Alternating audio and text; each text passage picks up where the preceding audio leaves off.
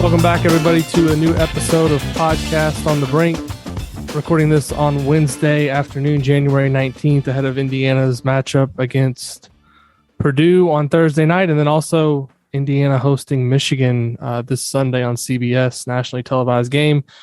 And no better person to help us with both of these games, a bit of a double preview here, than Dylan Burkhardt, the author of UMHoops, in my mind, runs the best college basketball team specific site that there is out there. And Dylan, we always like to have you on to help us make sense of these matchups. I think we've got Dylan off of Archie Island and back on the podcast. So welcome back, Dylan. Yeah, I think Archie Island might be a podcast itself at this point. But what are you going to do? It's a new era of Indiana basketball, and I'm excited to. I think this is a big week for Indiana. Just looking big picture at is this team for real or not? Right, you have 3 home games in a row. I'm curious what it all looks like. I feel like it's been sort of a gradual build there in the first year of Mike Woodson with a pretty lackluster schedule. I'm excited to see maybe what this looks like. Yeah, the Purdue game first, obviously, and we were talking a little bit before I hit record. I tweeted some stats this morning on that matchup, and I don't think I had one person I think respond to me and said, "Is this a Purdue account?" But everything I tweeted was factual on that tweet. Indiana has not beaten Purdue since February 20th, 2016. Yogi Ferrell was still the point guard. I think Indiana fans are still waiting for the program to replace, get some better production at the point guard position. 9 in a row for Purdue, including 5 in a row at Simon Scott Assembly Hall. Dylan, you've watched Purdue a lot. I think we both agree at this point they're first or second best team in the Big Ten. Illinois, I think, had a case, but then they lost at home to Purdue. So right now, Purdue is right up there. What do you make of this matchup for Indiana? Purdue comes in with the best offense in the country, according to Ken Palm, 65th defensively. You mentioned it being a big game for the Hoosiers. I agree with that. And, based on how the games have gone recently against Purdue, it looks like this one's going to be an uphill battle for the Hoosiers. So just backtracking for a second, does that mean, is Archie Miller the first Indiana coach to never beat Purdue? That's a good question. I mean, Dan Dockich, I guess, probably for his short tenure there where he was interim coach. But yeah, Crean beat him. Crean had a 2-year stretch where he that 11-12 and 12-13 season where I think he beat Purdue 4 in a row, and some of the games were completely lopsided, and that coincided with a period where Painter wasn't doing very well at Purdue. But yeah, I mean, I think Archie went 0 for 7 maybe. I think, does that sound? I think there's 1 year maybe they didn't play him twice, but yeah, it was. I mean, among the long list of grievances Indiana fans had with Archie Miller's performance in Bloomington, I think never beating Purdue was near the top. And for Mike Woodson, what a better way to start off than if you can win your first one, because I do think Purdue has been. I think everyone's a bit dazzled by Purdue's upside, right? Like they have they can do some really special things. I would say, like Jaden Ivey, he makes probably 5 plays every game that no one else in the country can make. But Purdue's also been a bit inconsistent. Purdue hasn't played that well on the road. They obviously got way up for that game at Illinois. That's just also when those two teams play, it's a different situation entirely, right? Like Covey versus Edey just turned into this whole thing that sort of transfixed the entire game. I don't know. I think we've seen how really this applies to Purdue and Michigan, but two teams that have had a lot of success against a lot of these players on the Indiana roster. But this is a new Indiana team. It's playing a different style, and we don't really know how they'll fare against Purdue right now. And Purdue's shown that their defense can take nights off. They've shown that the fact is that 2 of their best players have to be on the floor at different times, right? Like there are weird parts about that team that I don't know. I think if Indiana's a team that it looks like they are on paper, if they really have this top 10, top 15 defense, I'd be really curious to see how they fare in this spot. Yeah, I'm curious just kind of for your perspective on how Indiana can match up with these bigs, because they haven't, I think we maybe talked about this a little earlier today. They haven't really played a team with back to the basket player like Zach Edey or Travion Williams. Look at the teams they played so far in the Big Ten. I mean, obviously they played Ohio State, but they, did a relatively good job on EJ Liddell, but he's not your traditional back to the basket big. And Zed Key in that game really had foul trouble and only played 15 minutes. So that was one thing I asked Mike Woodson about this morning on the Zoom press conference about how he plans to kind of guard the post. And of course, he didn't give me any insight. I'm just curious from your perspective, if you're Indiana going into this game, how do you guard the post? And is it a situation where you kind of just let the big guys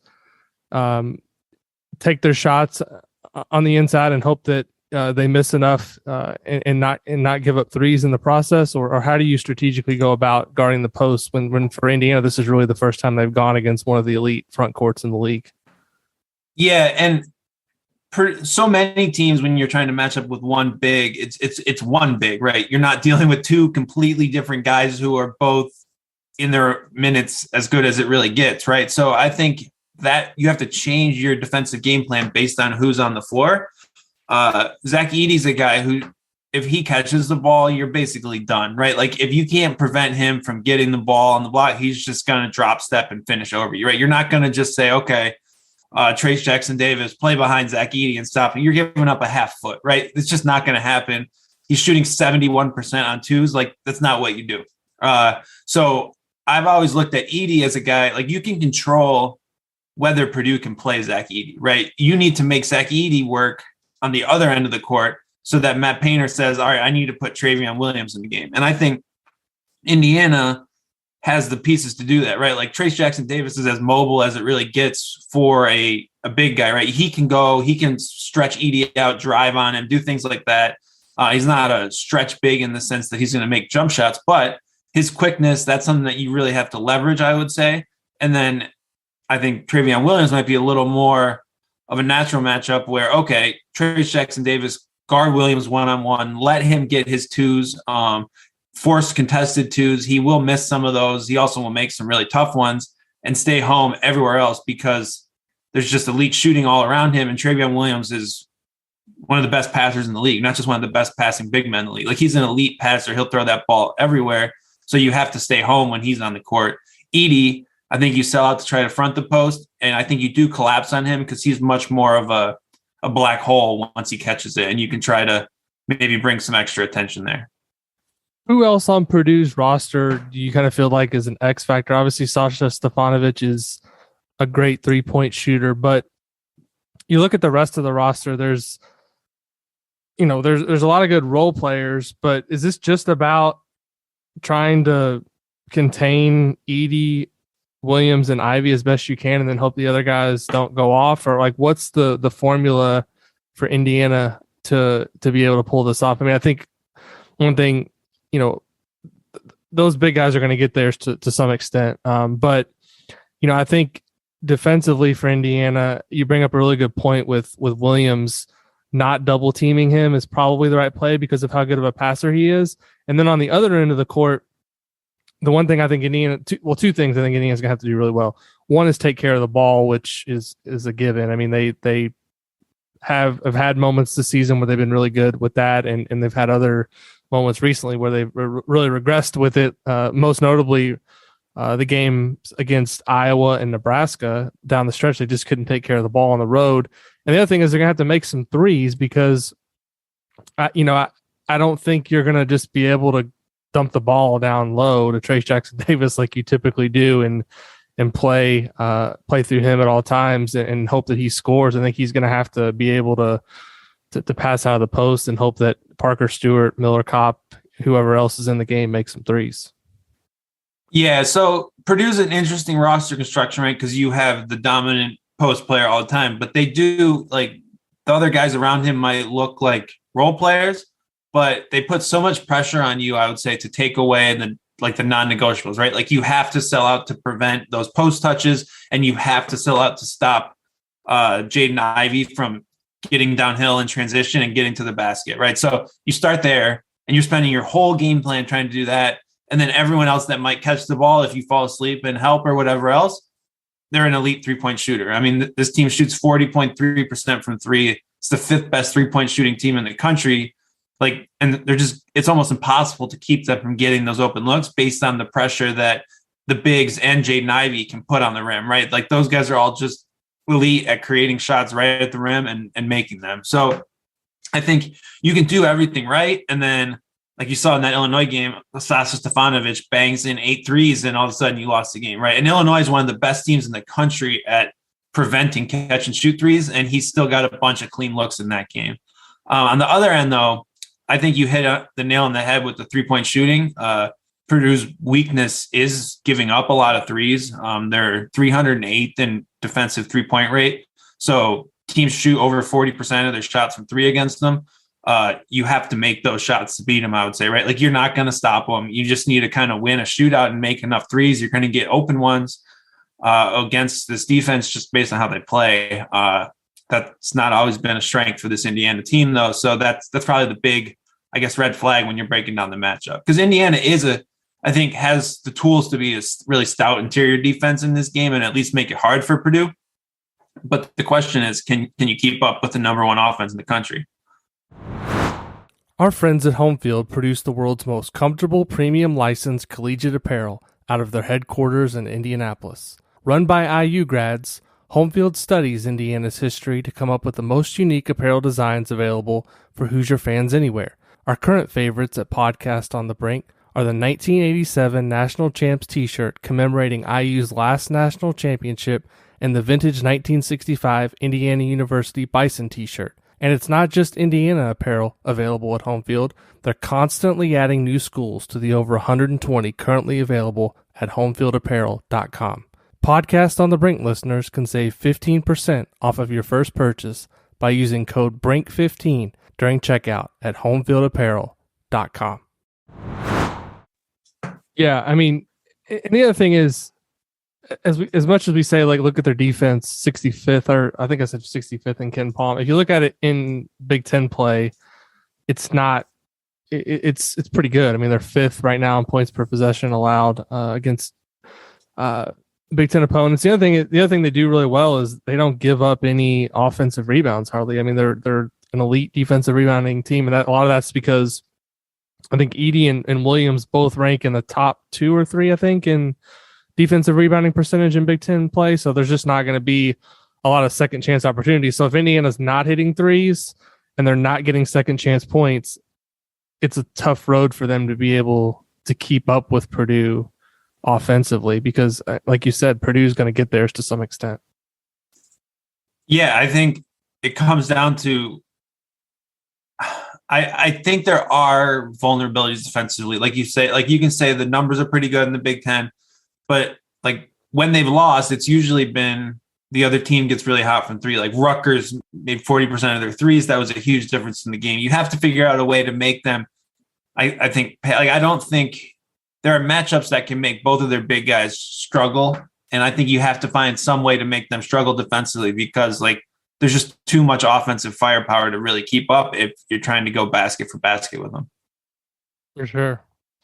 So what other thoughts do you have just on Indiana so far? I know you're getting ready probably to start looking at the Hoosiers for the Sunday matchup in Assembly Hall, but are you surprised, I guess, at where they are so far this season? But, you know, I guess that's kind of a tough question to answer because this is a big week for them, but it feels like they're kind of in the same spot that they've been in the past 2 or 3 years, where they start out relatively well and they have a decent record in January, and then the bottom just kind of falls out. So maybe we learn a lot this week, but is there anything you look at in terms of their stats or how they played so far that leads you to believe that this could turn out differently than what we saw the last couple of years under Archie Miller?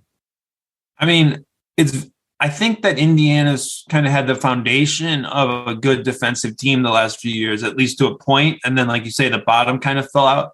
This group seems to have taken it to another level defensively. 12th in Ken Palm defense, 3rd in effective field goal percentage defense, 4th in 2-point defense. Those are all really good stats. And those are the kind of stats that are usually fairly sustainable, right? It's not like teams are just missing every 3 against Indiana, or, I mean, they're defending the rim. And like, if that's the starting point of your defense, I think you're in a really good spot. So I think the defense is what to really hone in on as a strength. And I think that, I don't know, I think the pieces were there to be a good defensive team. So I think Mike Woodson's done a really good job with that. I'm a little less clear about what this group really is offensively. I think you see a red number on the turnover rate offensively, start to worry. You see that they're not the greatest free throw shooting team or 3-point shooting team. They don't shoot a lot of threes. Like, those are all issues that Indiana had last year too, right? They're issues in roster construction more than anything. And I worry about what that means maybe in the heart of the Big Ten schedule. The schedule has been pretty weak overall up to this point compared to some other teams in the league. So I think it's interesting to see where those numbers kind of shift from here. And if Indiana still has a top 10 2-point defense in the country, I think they're going to be a really good team all year. If that number starts falling dramatically over the next few weeks, that's a big concern. One last thing on Indiana, just in general, before we get to Michigan, I just wanted to ask you about the point guard play. For me, that's been the biggest kind of red flag. Makes me wonder what the ultimate upside for this team is, because obviously you got Trace Jackson Davis inside. He's having a really good year in the mix, obviously, for first team All Big Ten. Race Thompson, I think, has been really good. But beyond that, you look at the other guys on the roster. I mean, Xavier Johnson has come in, and I was a bit skeptical in the preseason, but he's been Indiana's best point guard so far. I mean, look at Rob Finney's offensive rating right now. It's pretty poor, to say the least. And, you know, as much grumbling as there had been from fans over how Johnson's played so far, it almost feels like they're going to just have to ride with him. And as he goes, Indiana may go. Do you think, how problematic, I guess, is the inconsistency from the point guard play long-term for this team? And do you think they can get enough out of Johnson and Finney to get to where they want to be, which is back in the tournament for the first time since 2016? Yeah, I think this is a big question for a lot of teams in the Big Ten at this point. You saw Michigan State, Indiana, Penn State, all these teams went out and took transfer point guards, and I don't know if any of them, like, no one's been fantastic, I would say. Like, there are weeks where Michigan State's really happy with Tyson Walker. There are weeks where it's not so much. I don't know. I think teams might have been asking a little too much of these guys to come in and be number 2, number 3 options offensively, point guards offensively, be a good defensive player. It's a lot for transfers from other leagues. And I think you got to kind of just take what you get, right? I think the good thing across the board might be is there's not really elite guard play at any Big Ten team right now, right? So it's not like you're going to get schooled by, I don't know, Yogi Ferrell. Like, who's the best point guard in the Big Ten? I don't know. There's like obvious game-changing point guard play in this league right now. So that helps a bit. Does it limit maybe the upside of some, like, would you rather see Trace Jackson Davis with one of the best point guards in the country? Sure. But I think you kind of make do with what you've got. And Indiana's roster is a lot better than if Xavier Johnson wasn't brought in. So I think in that case, he's helping at the very least. All right. So now we got to turn to the question that the biggest question for me that I'm pondering. What happened to my pick of Michigan to win the Big Ten? And I'm going to give you an open mic. What are your observations of what's wrong with this team so far? Because, to be honest with you, going into the season, I like their roster as much as anybody in terms of just what they were able to do with the recruiting class, Hunter Dickinson coming back. And so far, I think they're 8-7. They played really good against Maryland last night, but I think Maryland maybe is going to struggle to win more than 2 or 3 games the rest of the season. They're obviously headed for a complete overhaul there with the coaching situation. So it's kind of puzzling to me what's happened to Michigan. You cover it as close as anybody. What's gone wrong so far? Yeah, it's hard to pinpoint just one thing as much as if there were 1,000 things that go into the season, like 100 of them are just slightly off. I think, like, obviously Michigan lost a lot, and that's the first thing you'll hear everyone point out, right? Like, they lost pros. Franz Wagner's been one of the best rookies in the NBA. Mike Smith and Sean D. Brown are good G League guys. Isaiah Livers is on the Pistons, right? Like, so you lose that much senior talent. That's obviously a big part of what you did. The drop off has also been in the incoming freshman class. Caleb Houston was widely regarded as basically a top 10 pick next year coming out. He was supposed to be one of the best shooters in the class, and he's struggled a lot to keep up with the kind of length and physicality of high major basketball. He hasn't been able to make shots and really finish inside against high major athletes. And it's been a struggle for him. And he was really called upon to be that guy at the wing, right? Like he needs to make shots. Michigan doesn't really have someone else in that mold. And then from there, the other issues are a bit more nuanced, I'd say. The roster fit is a little different because Michigan plays Moussa Diabate, another 5-star freshman at power forward spot. He's not a shooter. He doesn't stretch the floor. And that really changed what worked for Michigan, really on offense and defense with Hunter Dickinson. Instead of playing a shooter at the 4 like Isaiah Livers, Michigan's playing with basically 2 bigs who want to finish inside and play that way, right? So it creates spacing issues. It creates defensive issues against kind of like spread 4 men like Isaiah Livers was. And it's kind of just been a compounding issue where all of a sudden you are asking Devontae Jones to be your number 2 scoring option and like a point guard. And he's also struggled a bit to adjust. He's actually been playing a lot better over the last month or so, but it was a real tough transition for him. Basically, Eli Brooks was the dependable one you bring back. Michigan, he was really good, elite in his role as like a 3rd, 4th, 5th option for Michigan last year.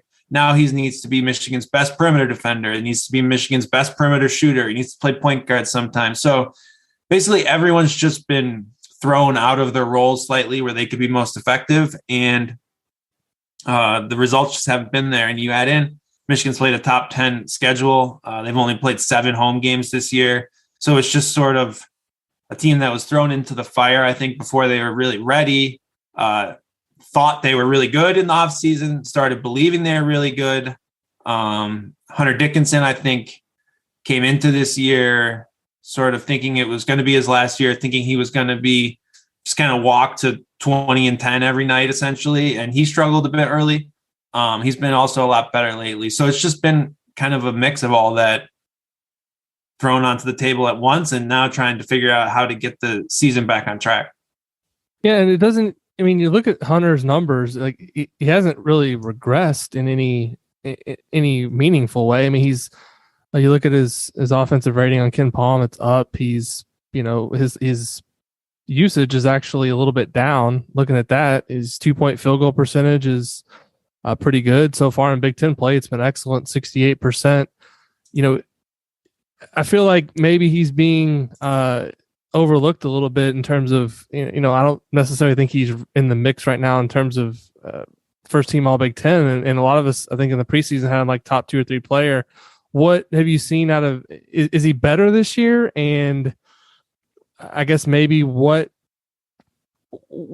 driving that perception that maybe he hasn't been as good as people thought he was going to be? Is it just the fact that Michigan's 8-7 as a team right now that maybe has brought some of that discussion about?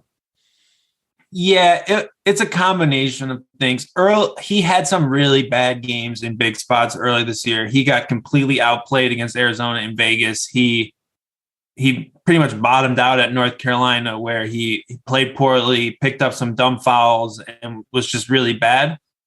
From then on, though, he's been averaging basically 20 and 10. He's getting double-digit shots every game. Like, if you look through his game log, he had less than 10 2-point shots in like 4 games in a row leading into that UNC game. From then on, he's been this guy inside doing exactly what you expected offensively.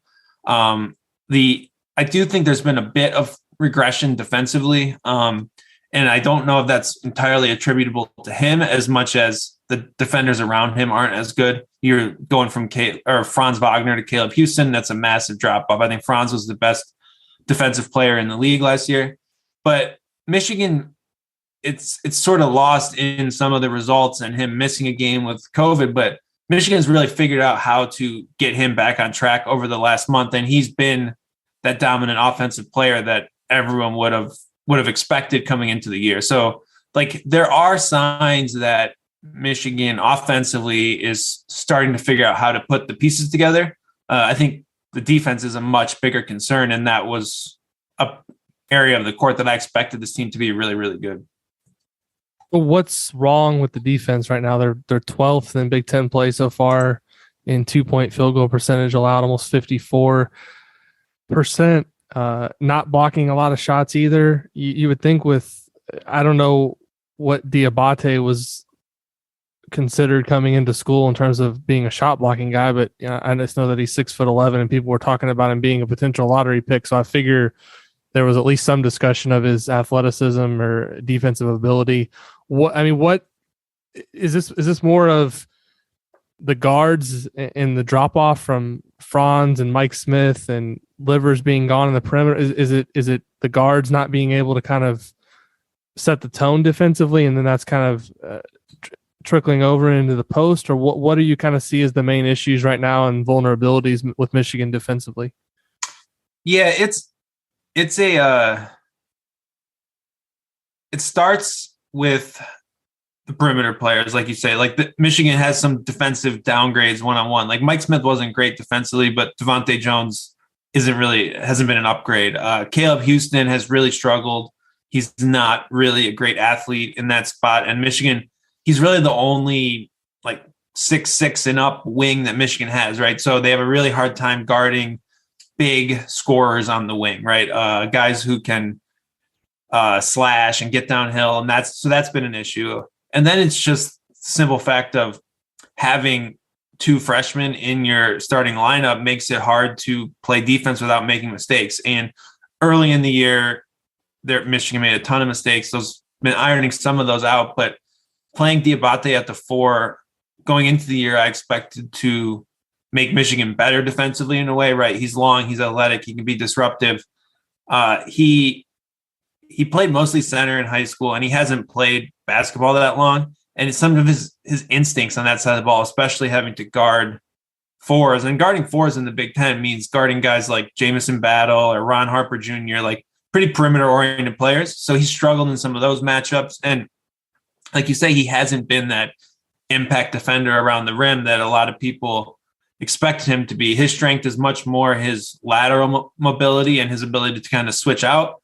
But that's only worth so much if you can't be in the right place at the right time all the time. And that's been the big struggle for this team defensively.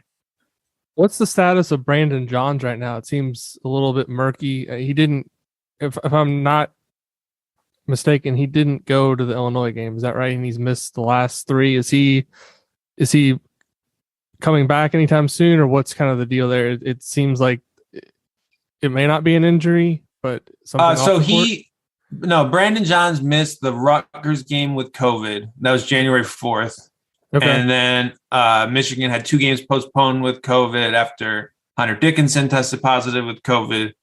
And Dickinson did not play at Illinois and did not even warm up. Brandon Johns did warm up at Illinois and Maryland, but he's still basically reconditioning for COVID. But he has dressed the last 2 games.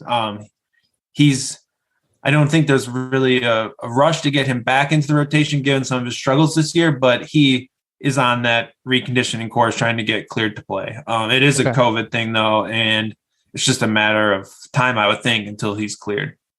So what's this matchup look like in your eyes between Indiana and Michigan? Because, as obviously up first for Indiana is the Purdue game, and, I think this can go one of 2 ways. Obviously, if Indiana coming off if they were able to beat Purdue, to me, it feels like a potential letdown spot coming off of a huge rivalry win. And if they lose to Purdue, it kind of turns up the dial of importance, I feel like, of the Michigan game. Indiana's lost, I think, 8 straight to Michigan. They've lost 9 straight to Purdue, 8 straight to Michigan. So there's a stat for listeners. I don't think Archie Miller beat Michigan either. Those are the 2 programs I'm pretty sure he never beat either one of those 2. I don't know if there's any others, but it feels like as important of a game as it is for Michigan, it could be equally important for Indiana, because if they can't beat Purdue, they need to hold serve at home after that. You mentioned Caleb Houston having trouble with guys who are wing players that can slash and score. Indiana doesn't really have any of those guys. So that could be a favorable development for Michigan. But what are you looking for in this game, and what are maybe 2 or 3 things that kind of stand out in terms of both teams maybe being able to take advantage of one another? From a Michigan point of view, this game is a huge opportunity. Like, they're grasping for anything to kind of turn this around. And if they could go and win in Indiana, they have Northwestern coming up on Wednesday. All of a sudden they can get back above 500 and feel like they have a real chance to build some confidence and play their way and then see a tournament. So it's a huge spot. Michigan's been pretty outright bad in most of its road games this year. They've played a lot of them, but they just haven't been able to put it all together on the road. I do look at Indiana, and I haven't watched enough like film in depth to really realize what they're doing defensively and what kind of big tweaks they might have made. But personnel wise, they don't have a lot of the things that have given Michigan fits this year. The things that have killed Michigan are big guards or wings who can make tough jump shots off the dribble, perimeter oriented power forwards, and like, I don't see either of those, and like defensive players with a lot of length throughout Caleb Houston. I don't see that on. I think the weakest matchup defensively on Indiana is kind of at the 3 spot. I think the guards are not consistent enough to really give Michigan issues, and Indiana's lack of 3-point shooting is an area where Michigan's been weak this year. And I don't know if like anyone can make a bunch of threes at home, so that's a chance, but it's not like Indiana has elite shooting at every spot. So initial reaction is that Indiana doesn't pose some of the issues that have plagued Michigan this year, but the fact that Michigan hasn't been able to put together really 40 good minutes on the road makes it hard to know if they'd actually be able to take advantage of that. Yeah, I agree with a lot of that. It's really hard to know with Indiana on a game-to-game basis what you're going to get, because some of these performances they've had throughout the season, they go to Wisconsin, they get up by 22, and then they lose the game in the second half, can't hold on to it. They lead Iowa at halftime and then completely collapsed down the stretch. They had that game early in the season at home against St. John's where they played really well, and then they had to hold on. I think it kind of speaks to just in general the fact that they only have one player in Trace Jackson Davis that shows up and produces on a consistent basis game to game. You don't really know what you're going to get. And I think one of the things that Mike Woodson is still trying to figure out, and I think this has driven fans nuts at times, like he does like these hockey style substitutions where he'll basically it's like he's still in the NBA and he like brings in the second unit, and it's like, all right, 5 new players on the court, and then it doesn't go well because, the bench is a pretty big drop off. And so I think it's interesting to me, just with this game in particular, Michigan has such high talent. I feel like they have a lot of players that are capable of turning this around. And I think, you mentioned Indiana not have played the toughest schedule so far this season. I think this is going to be one of the more talented teams that Indiana's played so far, even though their record doesn't say that. So I agree with you that there's a lot of things, at least on paper, that Michigan can maybe take advantage of. From an Indiana perspective, I mean, is this game for them to win against Michigan? Is it just about Trace playing well? Is it about making threes? What do you see? Like, if Indiana wins, what do you think will have gone well for the Hoosiers? So I think Indiana, what you would look at is say, okay, their defense isn't great. If we can stop their offense, we have a good chance. And Indiana's defense has been fantastic this year. And what Michigan's offense is very set based. They run a lot of like pro style sets. They run a lot of actions, and they do just a great job of finding ways to get Hunter Dickinson touches on the block and then go from there. So if you can stop Hunter Dickinson, you're going to stop Michigan. And he's stoppable, you could say. But the big variable in that is when he passes the ball, will Michigan's wings make shots, guards and wings? And they really haven't all year. They did against Maryland, and Hunter racked up 6 assists, and all of a sudden they were kind of rocking and rolling. So I think you have to say, how are we going to stop Hunter? Are you going to double Hunter? Are you going to leave him in single coverage? And that's where your game plan starts. But if you can take Michigan, if you can take that away and not let him control the entire offense, Michigan doesn't really have great one-on-one playmaking to make something else happen. So if you can say, okay, we're going to take Hunter away and force Devontae Jones to have to take 15 shots trying to make something off the dribble, you have a really good chance. And when Michigan's offense is at its best, it can be really, really good when Hunter's dictating the whole game. But if he isn't, the offense tends to just kind of go away. So that's probably the question. I don't know. Like you say, we talked about this for the Purdue game. Indiana hasn't faced a lot of great post-up bigs this year, so I don't know what the approach will be. There's obviously bodies. There's a great interior defense, like a foundation there. So I think there's options there for Indiana, but what decision they make there will be kind of set the tone of the game. And then on the other end, if you can get 2 early fouls on Hunter Dickinson via Trace Jackson-Davis, Juwan Howard is a pretty strict auto bench guy with 2 fouls. So that's another way to get an early advantage, especially at home. So would that just become Diabate at the 5 at that point if that happens? Yeah, and Michigan will probably go smaller at the 4 with Terrence Williams. Then Diabate is honestly like he plays some 5 and a lot of 4. He played all the 5 at Illinois because Hunter was out with COVID and he just didn't have the strength to deal with Kofi Coburn. But he is maybe a little more suited to deal with Trace Jackson-Davis at times. Like, I don't think that would be a mismatch where you would think like you're dead. Like Diabate against Kofi, it was just no physical match. Trace is a lot more mobile. Diabate is mobile, so he could at least battle in there, but he has been pretty foul prone at times this year. Of those guys, have you noticed like a sizable drop in terms of their projections for the next level, Caleb and Diabate, just in terms of, I think prior to the season, if I would have asked you, you would have said Caleb. Is it Houston? How do you say it? It's Houston. Name? Okay, Houston. Okay, you would have said he's gone after this year, right? As probably a one and done type player. Is that still the case? And what about Diabate? Is the expectation that he's going to be gone after this year, or does kind of how they both played this year open the door for potential for 2 years for both of them? Yeah, it's a really good question. It's always hard to project what guys will do, but I think going into the year, Houston was widely regarded as a lottery pick in the draft, pretty much by most scouts. Diabate wasn't really viewed as a first rounder. He was a top 20 recruit, but he was always viewed as a bit more raw. And I don't know if he's kind of a tweener, right? Like he plays a bit like a center, but he probably projects to the 4 and not sure what his offense is. Like that was always the knock. And then Hunter Dickinson going into the year basically said, this is my last year at Michigan. So you had those 3 things all going into it. And like if the NBA draft were tomorrow, I don't think any of those guys would be drafted in the first round for sure. Diabate has been probably more impressive offensively than I expected. Houston's obviously really struggled.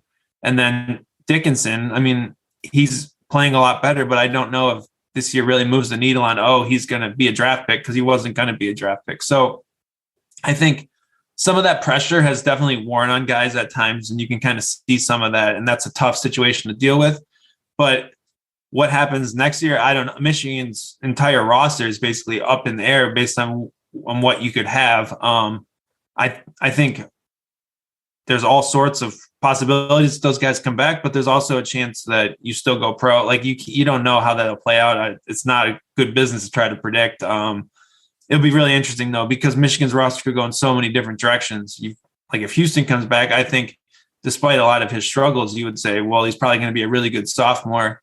If one of Dickinson or Diabate come back, that would look completely different. So there's all sorts of questions.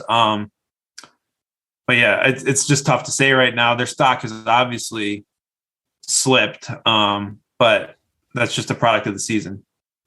Before we get out of here, any other Big Ten at large takes that you have at this point? I know you and Brendan Quinn do your show regularly, so you guys are always full of Big Ten takes. But I'm looking at the league, and I keep wondering, are we finally going to break the national championship drought? And I still don't see it with this year's Big Ten.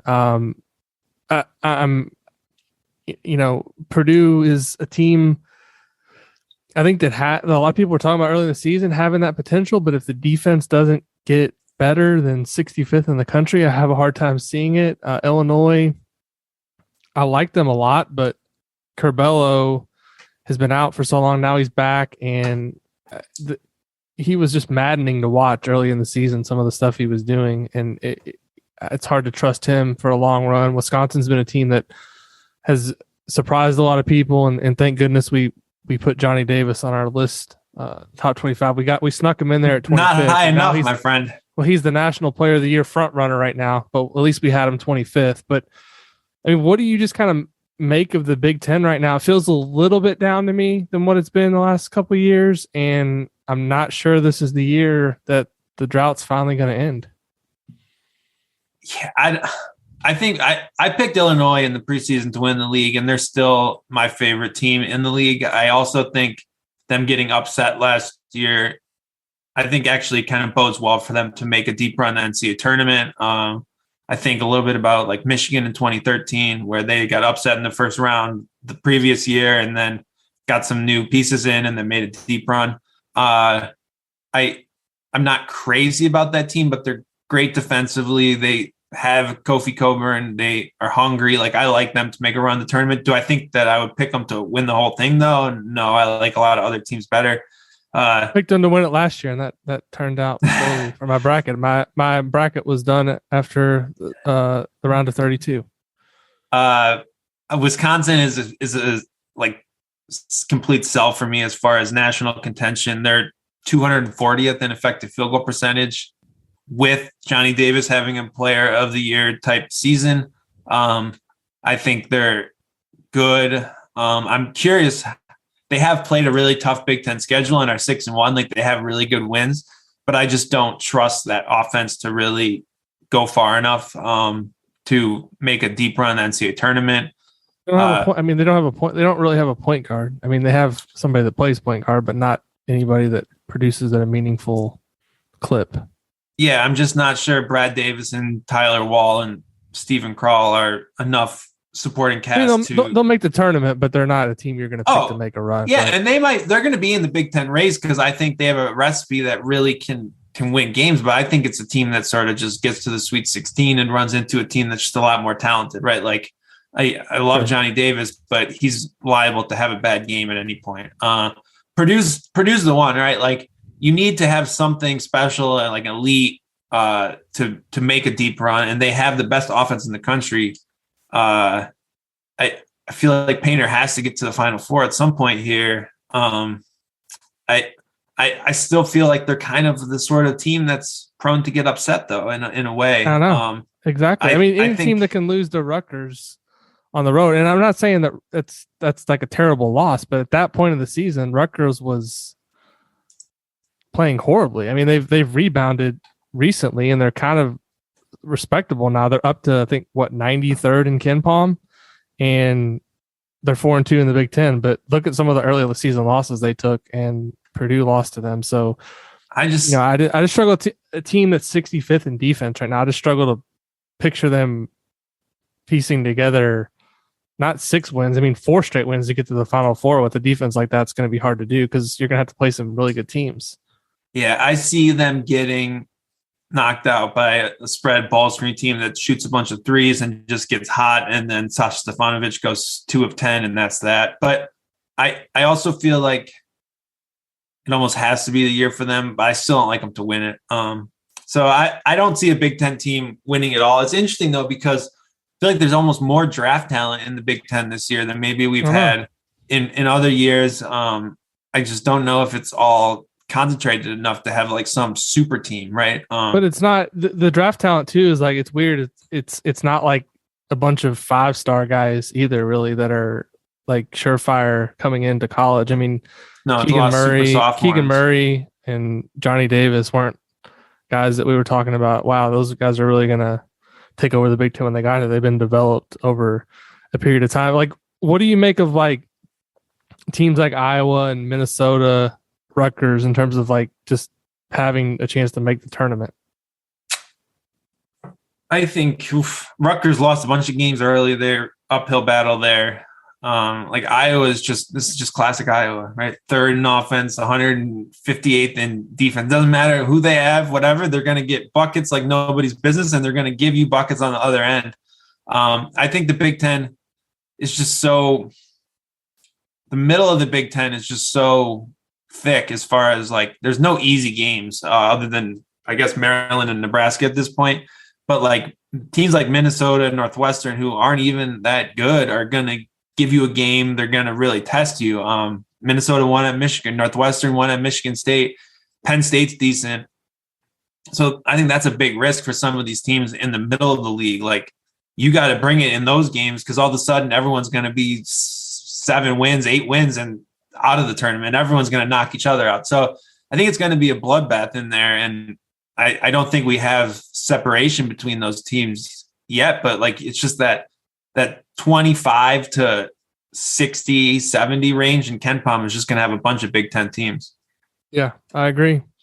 Well, check his work out at umhoops.com. He'll have, I'm sure at some point, an in-depth preview of Indiana-Michigan after the Hoosiers and Purdue finish up tomorrow. Like I said, have a ton of respect for Dylan. Known him for a long time, does great work. I recommend checking out his work, subscribing. He's got a lot of, Big Ten centric content there as well. And check out his podcast that he does with Brendan Quinn of The Athletic, one of my favorite weekly listens to hear those two guys go back and forth. Dylan, thanks for the time. We appreciate it. Awesome. Thank you for having me. It's always great joining the pod. Thanks, everybody, for listening. And again, we'll be back next week with another episode of Podcast on the Brink.